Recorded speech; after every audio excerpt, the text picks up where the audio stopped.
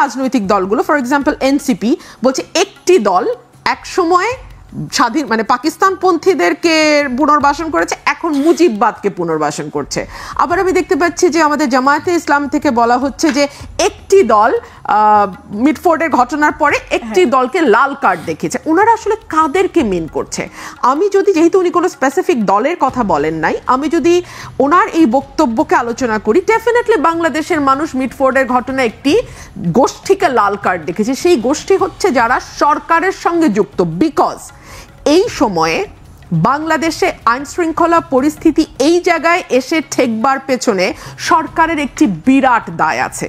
প্রকাশ্য দিবালোকে পাথর দিয়ে একজন মানুষকে হত্যা করা হলো মিটফোর্ডের মতন ব্যস্ত এলাকায়। মানে বলা যায় যে মিটফোর্ড বাংলাদেশে ঢাকা শহরের মধ্যে ব্যস্ততম এলাকা, তাই না? সেখানে কয়েক গজের মধ্যে আনসার ক্যাম্প আছে, একটা মানুষ এগিয়ে এলো না, ভিডিও করলো দূর থেকে। পরের দিন যখন গণমাধ্যম এলাকায় গেল, একজন প্রত্যক্ষদর্শীও মুখ খুললো না। ভিডিওতে যাকে দেখা গেল তাকে বিএনপির ভারপ্রাপ্ত চেয়ারম্যান বললেন যে কেন তাকে গ্রেপ্তার করা হচ্ছে না। পাল্টা আমরা মানে পরিবার থেকে, ভিকটিমের ফ্যামিলি থেকে বলা হলো এজাহার পুলিশ বদলেছে।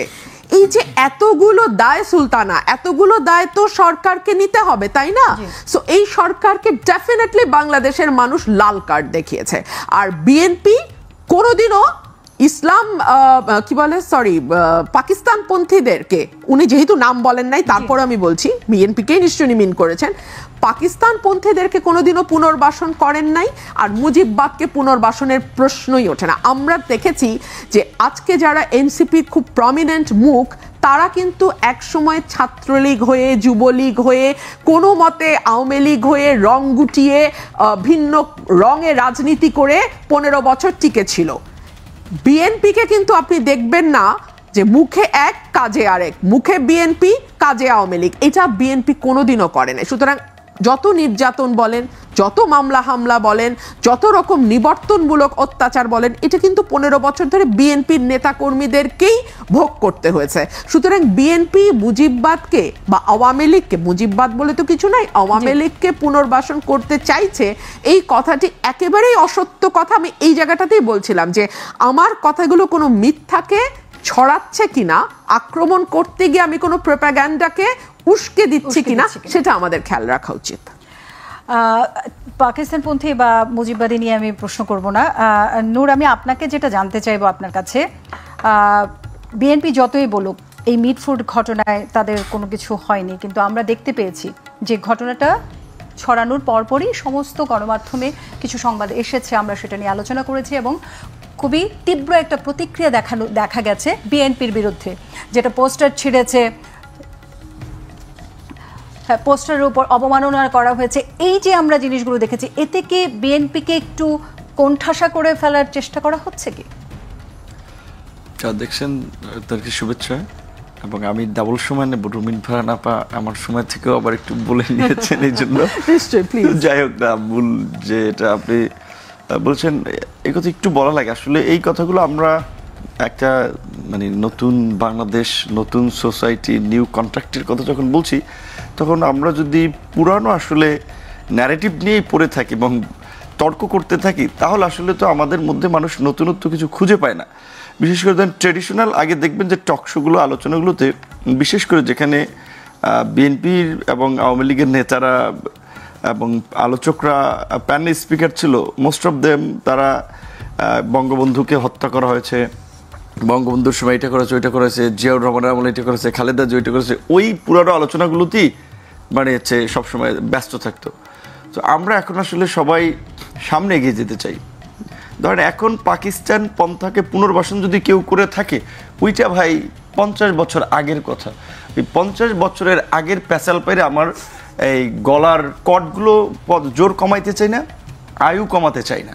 নতুন সময় নতুন পজিটিভ কিছু আলোচনা। আমি বলছি এটা, আমি খুব অবাক হয়েছি যে এটা যে আমাদের এই তরুণ জেনারেশনের নেতৃত্ব, তারা ওই পুরানো ন্যারেটিভে রাজনীতি করতে চাচ্ছে। সেটাই তো আমাদের কথা। আমরা কিন্তু সবাই একত্র হয়ে গণ অভ্যুত্থানটা করেছিলাম এবং নতুন একটা বাংলাদেশের স্বপ্ন নিয়ে, সেই স্বপ্নটা কেন আমরা এখন পাচ্ছি না? এটাই বলছি, এটা আপনি আমাকে যদি জিজ্ঞাসা করেন নাই, তারপরে এই পার্টে আমি একটু বললাম, বিকজ যেহেতু এখানে আলোচক আছে, আমার মনে হচ্ছে ওইটা একটু অ্যাড্রেস করা দরকার। সো আমি এটা বলবো, রুমিন আপাকেও, সে বিএনপি একজন ভাইব্রেন্ট স্পিকার এবং খুব ট্যালেন্ট মানুষ।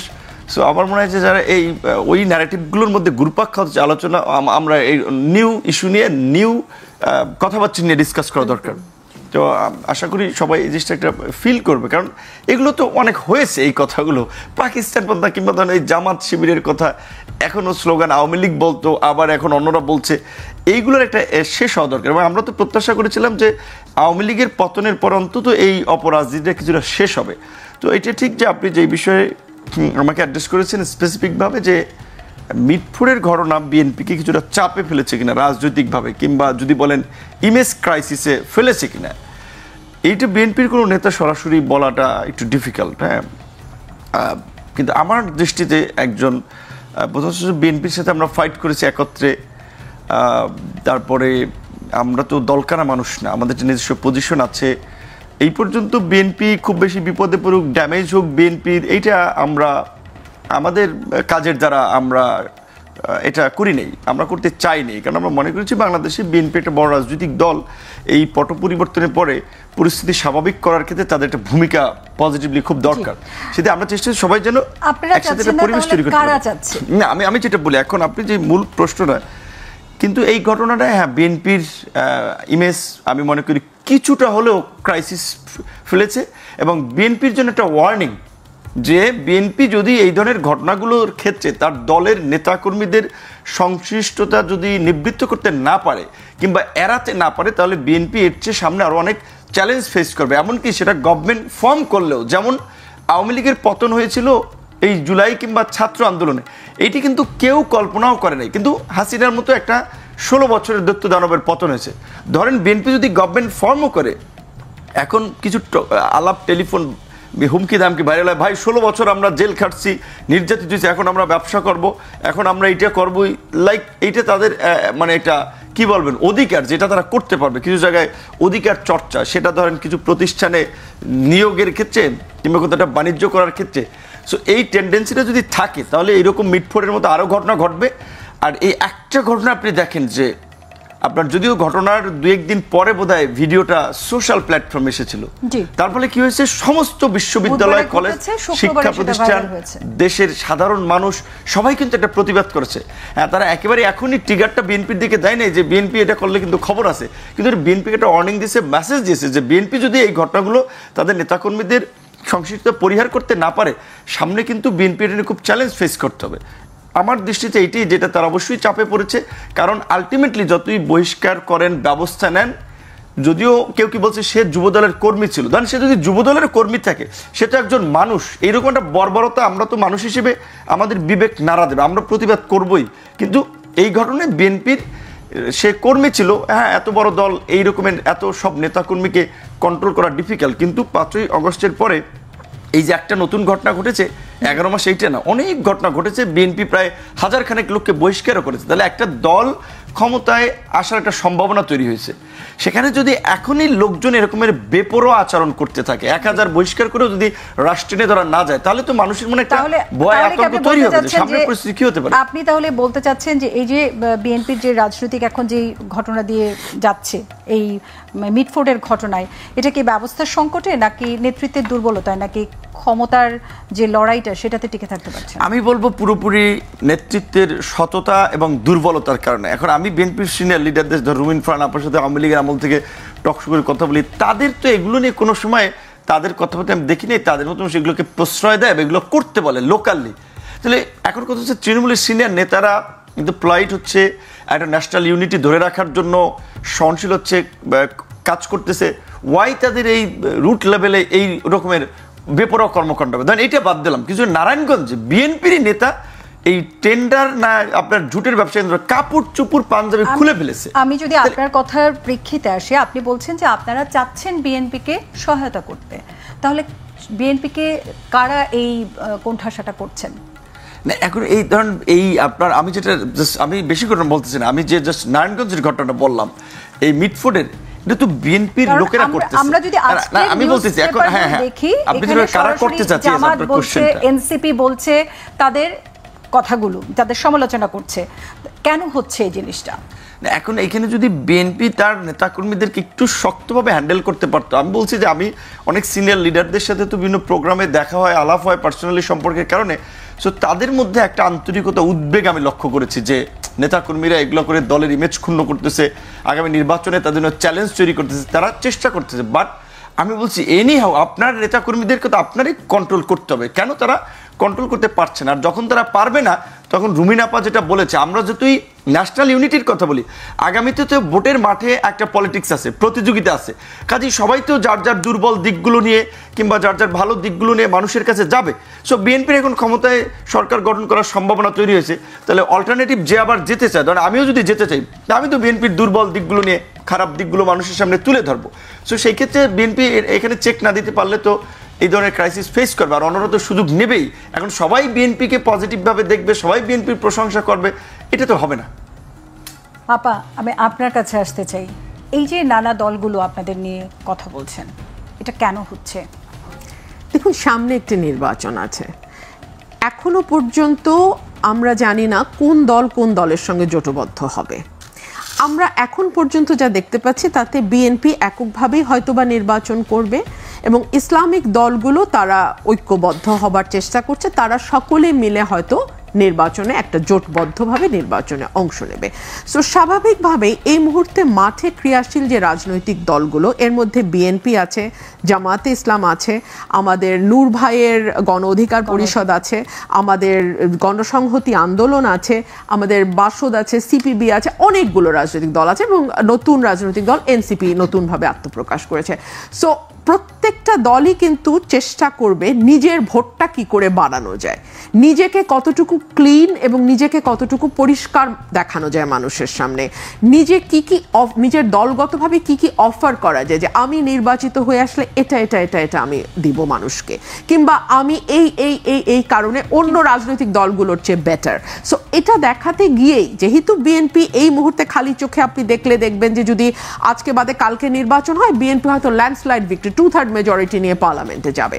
সো এই জায়গাটাতে একটা চেক দেওয়ার চেষ্টা অন্য রাজনৈতিক দলগুলোর থাকবে, এটা খুব অস্বাভাবিক কিছু না। কিন্তু এটা আমরা অস্বাভাবিকভাবেই দেখতে পাচ্ছি, যেটা আমরা সাধারণ জনগণরা ফিল করছি, যে এই যে দলগুলো নিজের, আপনি যেটা বললেন তাদের নিজের ভালো দিকগুলো তুলে ধরবে, কিন্তু আমরা দেখতে পাচ্ছি একজন আরেকজনকে টেনে নামানোর চিন্তাটাই এখানে বেশি শো করছে। দেখুন, আমি এটাকে ঠিক এভাবে যদি আমরা দেখি যে বর্তমানে তো মেইন স্ট্রিম মিডিয়ার সঙ্গে সঙ্গে সামাজিক যোগাযোগ মাধ্যম অত্যন্ত শক্তিশালী এবং এই সামাজিক যোগাযোগ মাধ্যমে এআই কাজ করছে, বট বাহিনী কাজ করছে এবং সেই সঙ্গে তো দলের সমর্থক কর্মী বাহিনী আছেই। সো এই সকল কিছু মিলিয়ে রাজনীতিটাকে অনেকখানি অসৎ এবং নোংরা দিকে নিয়ে যাওয়া হয়েছে। আওয়ামী লীগ কিন্তু এই নোংরামিটা শুরু করেছিল।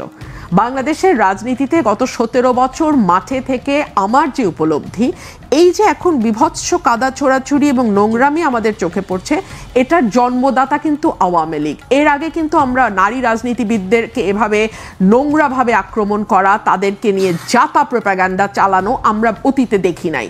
যখন আমাদের বাবারা পলিটিক্স করেছেন তাদের সঙ্গেও নারীরা পলিটিক্স করেছেন, কিন্তু সেই সময় এরকম জঘন্য কালচার হয় নাই। আওয়ামী লীগ একটা জঘন্য কালচারের সূচনা করেছে এবং যারা পরিবর্তনের রাজনীতির কথা বলছে বলে 5ই আগস্টের পরে ক্ষমতা নিয়েছে, তারা সেটাকে এখনো টেনে নিয়ে যাচ্ছে। এইটা খুব আনফরচুনেট। আমার কাছে বরং মনে হয় পলিটিক্যাল পার্টিগুলো পরস্পরের বিরুদ্ধে বিষোদ্গার করার চেয়ে অনেক ভয়াবহ বর্তমানে বাংলাদেশের পরিস্থিতি, যেটা সেটা হচ্ছে আইন শৃঙ্খলা পরিস্থিতি। ফর এক্সাম্পল, এই যে আমরা যে ঘটনাটা নিয়ে মিটফোর্ডে আলোচনা করছি, এটা কিন্তু একটা প্রেক্ষাপট তৈরি, মানে একটা প্রেক্ষাপটের পরে ঘটনাটি ঘটেছে। কি প্রেক্ষাপট? যেই প্রেক্ষাপটে আমরা দেখেছি যে 150-র উপরে মাজার ভাঙা হয়েছে, যেই প্রেক্ষাপটে আমরা দেখেছি আহমেদিয়া সম্প্রদায় আক্রান্ত হয়েছে, যেই প্রেক্ষাপটে আমরা দেখেছি কিছু কিছু সংখ্যালঘু সম্প্রদায়ের উপরে আঘাত এসছে, যেই প্রেক্ষাপটে আমরা দেখেছি নারীদের হেনস্থা করা হয়েছে এবং যারা হেনস্থা করেছে তাদেরকে ফুলের মালা দিয়ে বরণ করা হয়েছে। আমরা দেখেছি এই প্রেক্ষাপট রচনা করতে গিয়ে নারী ফুটবলার কিংবা নারী তারকা যারা হয়তো কোনো শোরুম উদ্বোধন করবেন বা মঞ্চ নাটক করবেন, সেগুলোতে বাধা এসছে। সো এই প্রেক্ষাপটটা 9 মাস ধরে করা হয়েছে। সমকালের একটা রিপোর্ট বলছে যে গত 4 মাসে সারা দেশে 1322 জনের উপরে খুন হয়েছে। আপনি যদি আগের বছরগুলো দেখেন সেগুলো কোনো বছরে 51, কোনো বছরে 55, কোনো বছরে 56, কোনো বছরে 47, অর্থাৎ সংখ্যাটি 100-র আশপাশেও না। সেখানে এই সরকারের আমলে গত 4 মাসে 1300-র উপরে সারা দেশে হত্যাকাণ্ডের শিকার হয়েছে।